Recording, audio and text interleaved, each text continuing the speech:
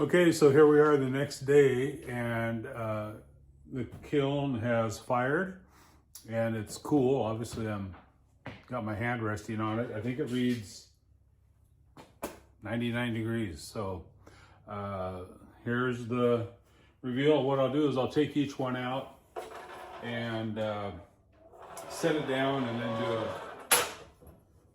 picture of each one. I'll kind of zoom in. The first one is this all white, and they're warm, all white serving platter with the blue flecks. That turned out really well. I like it. The question is, did it warp a lot? And here's a little test. Just a little bit of a warping. What I do also is everything will go on the wheel, and I've got these diamond plate abrasive pads, and everything will get smoothed out really smooth on the bottom, so there'll be no rocking this way. But yeah, there was no warpage when I bisque fired it, because I fired it upside down. Obviously, when you're doing a glaze firing, you can't do that, so it's okay. I'm still very, very pleased with this.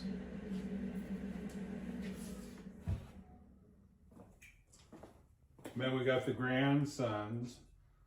Here's his pinch pot. The purple in the center doesn't really show out that well because the blue is so dark, but cute for a 7-year-old to do a pinch pot. That's nice. Here's his wheel thrown pot, and the red is quite nice. The glaze is, I would have to say, near perfect for it. I did everything up to cone 5 with no hold on the firing. That worked out really well. I've done cone 6 in the past with a hold, without a hold, and I like 5 better, so that's where we're at. The other one we did for Kaladin, the younger grandson, it was red underneath with blue on top, and definitely more purple on this one.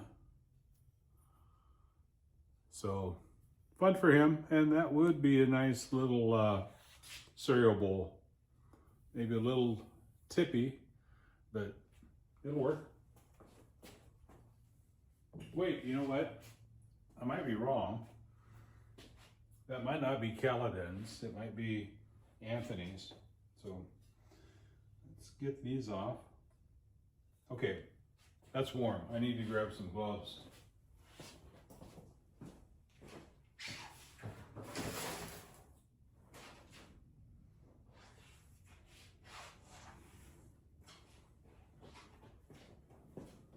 The shelves are a lot warmer.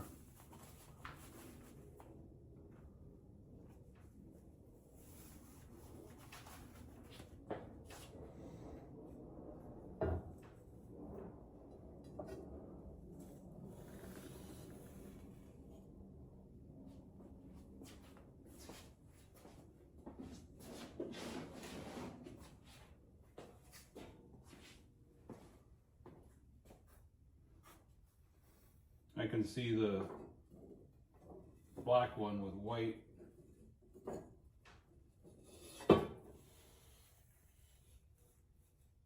You try not to hit the side of the brick of the kiln because you just don't want to mar everything up. The kiln gets enough rough treatment just through firing. Okay, this is the black with the white flecks. The lights above me kind of give a harder reflection, but this is nice. Really pleased with the glaze. No bubbles. Yeah. waxing the bottoms really makes a big difference in not getting any runs. So I like that.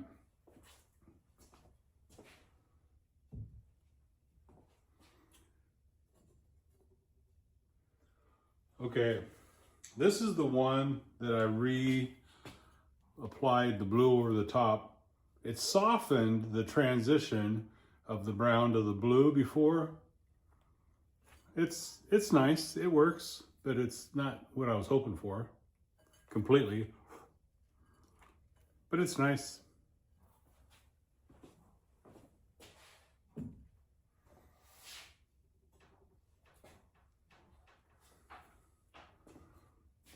I think this is two colors, two glazes, an overlap. Nice mixing bowl. I wonder if this is the other one of the nesting set. I'll have to take a look as the other ones come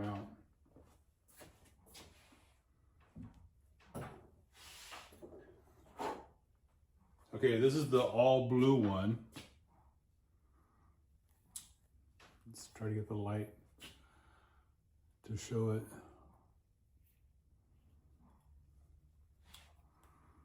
As you get to know me, you'll find out blue is my favorite color.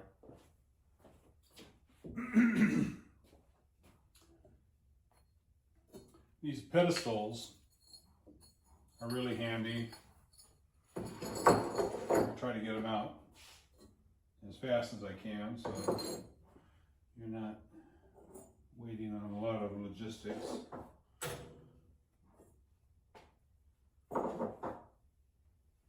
Having a variety of pedestals is crucial because you never know what the height of the pots are that you're firing, and you just try to adjust the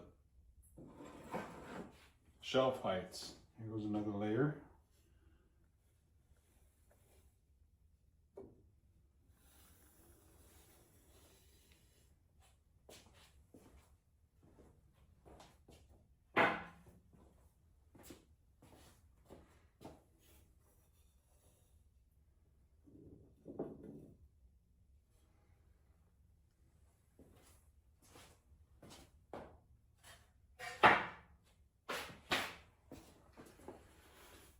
Okay, I'm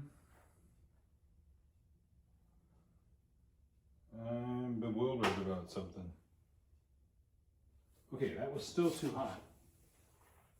I thought I was going to be able to grab the pots, but those lower ones are quite warm.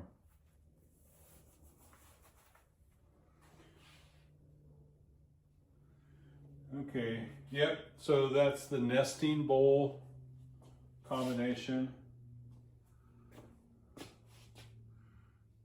Kind of nice.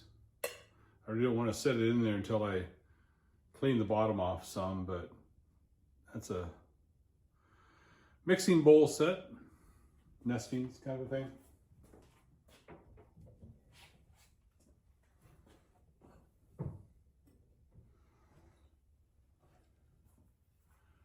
Okay, I'm remembering it. There's this one glaze that I use, and it's a flux, and it does have a tendency to run. It ran a little bit. I held back. Now I remember what I did.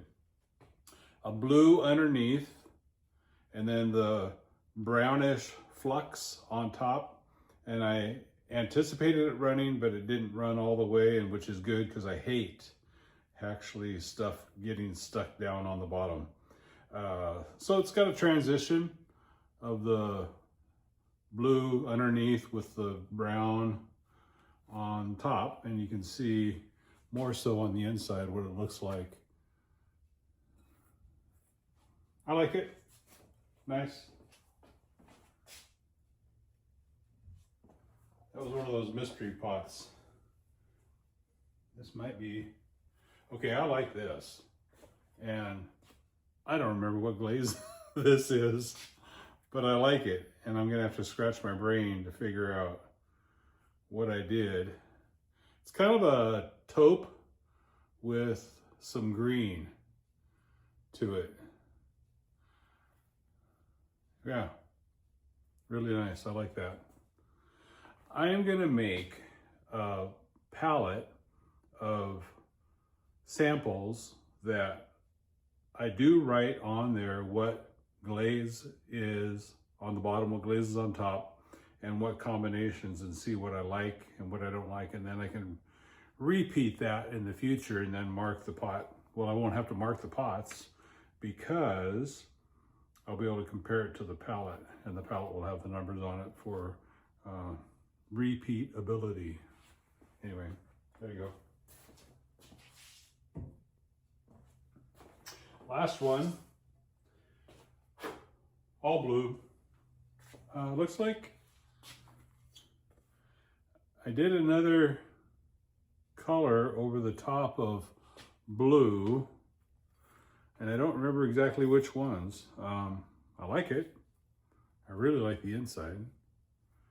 And it would, by itself even, a little serving bowl or mixing bowl, or yeah, I'm pleased. So that's it for all of them. The kiln's empty. Let me grab the camera and come over and show you the bowls.